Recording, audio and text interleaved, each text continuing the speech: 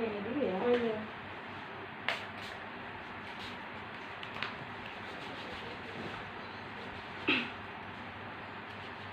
Kalau saya boleh tahu, Anda dengan siapa dan atas keinginan siapa Anda datang ke sini? Saya keinginan pribadi, dan saya juga tahu tempat ini oleh teman saya, Bu. Seperti itu. Saya dengan Ibu Tia. Di sini saya sebagai konselor ya. Bagaimana kabar Anda hari ini? Kurang baik, Bu. Tampaknya ada sesuatu yang mengganggu pikiran Anda sehingga Anda datang menemui saya di sini. Iya, Bu. Saya ingin berkonsultasi dengan Ibu.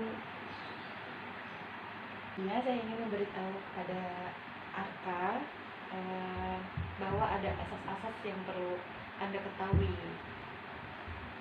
Ada 3 asas yang ingin saya sampaikan. Yang pertama, asas keterbukaan, yaitu Anda harus sebisa mungkin bersifat terbuka dengan saya agar saya lebih mudah memberi masukan. Kedua, asas kerahasiaan, yaitu dimana saya sebagai konselor harus profesional. Maksudnya saya harus menjaga permasalahan Anda sehingga orang lain tidak dapat mengetahui. Dan yang ketiga, asas kesukarela,an, yaitu Anda datang ke sini atas keinginan diri sendiri, bukan karena dibujuk apalagi dipaksa oleh orang lain. Seperti itu ya, bisa dipahami? Asas Bisa dipahami, Bu. Oke, kalau seperti itu mau mulai dari mana yang ingin Anda konsultasikan? Jadi gini, Bu, saya punya permasalahan dengan kakak saya. Kakak saya ini masih kuliah. Dia kuliah, terus dia tuh selalu ngedapetin beasiswa, Bu, karena dia pintar kan, Bu. Saya merasa bahwa saya tuh tidak pandai, Ibu, tidak pintar. Maksudnya Anda insecure dengan kakak Anda? Iya, Bu, saya selalu merasa insecure, terus merasa paling bodoh, apalagi dia tuh selalu mamerin ketangguhannya gitu, Bu. Terus selalu mendapat nilai A. Saya jadi minder gitu, Bu, kalau bisa kumpul sama keluarga gitu, Bu. Terus ngebicarain tentang prestasi. Lalu respon keluarga Anda, terutama orang tua Anda, bagaimana mengenai itu? Terutama orang tua saya, Bu. Orang tua saya selalu bilang, tuh kakak kamu aja nilainya selalu bagus, kamu mana nggak ada prestasi sama sekali, nilai aja selalu pas-pasan, tuh kata orang tua saya, Bu. Terus saya merasa diperlakukan tidak adil juga, Bu, oleh orang tua saya. Contohnya diperlakukan tidak adil seperti apa? Sempat waktu itu, Bu, saya ingin beli buku ujian gitu ya, Bu, untuk belajar di rumah gitu kan, karena kan sebentar lagi tuh mau ujian gitu, mau kelulusan waktu itu. Tetapi respon orang tua saya, Bu, tidak langsung ngebeliin buku itu untuk saya, Bu, gitu kan, Bu. Terus giliran kakak saya minta dibeli kolam binder, Bu, langsung dikasih uangnya. Akhirnya saya membeli buku ujian yang saya pengenin itu, ngegunain uang tabungan saya sendiri yang selama ini saya kumpulin dari uang jajan saya. Ya, saya mengerti sekali posisi Anda saat itu. Pasti sangat kecewa sekali ketika orang tua tidak peduli dengan kebutuhan Anda saat itu. Iya, Bu, saya kayak ngerasa tidak dihargain sekali gitu pada waktu itu. Berada di posisi Anda pasti sangat sulit. Yang pertama, Anda insecure dengan kakak Anda. Kedua, Anda selalu diperlakukan tidak adil oleh orang tua Anda. Saya dapat memahami betul apa yang Anda rasakan saat ini. Lalu, adakah keinginan yang ingin Anda lakukan agar Anda tidak lagi insecure dengan dan orang tua Anda bersikap adil lagi? Yang saya pengen sih, Bu, saya pengen lebih giat lagi pastinya, Bu, dalam belajar, terus supaya nilai saya juga bisa bagus seperti kakak saya.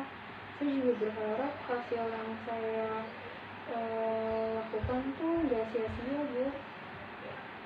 Saya sangat yakin bahwa Arka pasti bisa seperti kakak Arka ya. Asalkan ada niat dan keinginan dari dalam diri Arka, tentunya Allah tidak akan membiarkan ujian melebihi dari kemampuan hambanya. Allah mengetahui kemampuan seorang hambanya dan tidak menuntut untuk melakukan sesuatu yang tidak mereka sanggupi. Iya, Bu, tetapi Bu, kalau ternyata nilai saya masih kurang bagus, gimana, Bu? Saya khawatir orang tua saya terus-terusan kecewa sama saya. Tentunya Anda tidak boleh pesimis terlebih dahulu ya. Anda harus yakin bahwa Anda bisa melakukan yang terbaik. Tunjukkan kepada orang tua Anda bahwa Anda bisa berprestasi juga seperti kakak Anda. Mungkin selain belajar di sekolah, Anda perlu mengikuti les tambahan. Pastinya itu akan menambah wawasan Arka. Iya, Bu, sebenarnya saya itu udah didaftarin oleh orang tua saya ke tempat les yang mereka udah pilih. Nah, dengan begitu, seiringnya waktu, insya Allah pasti Anda akan berhasil. Oke, berarti Anda sudah memahami masalah yang Anda alami saat ini. Iya, Bu. Kita sudah berbicara banyak. Apa yang Anda simpulkan pada pertemuan pada hari ini?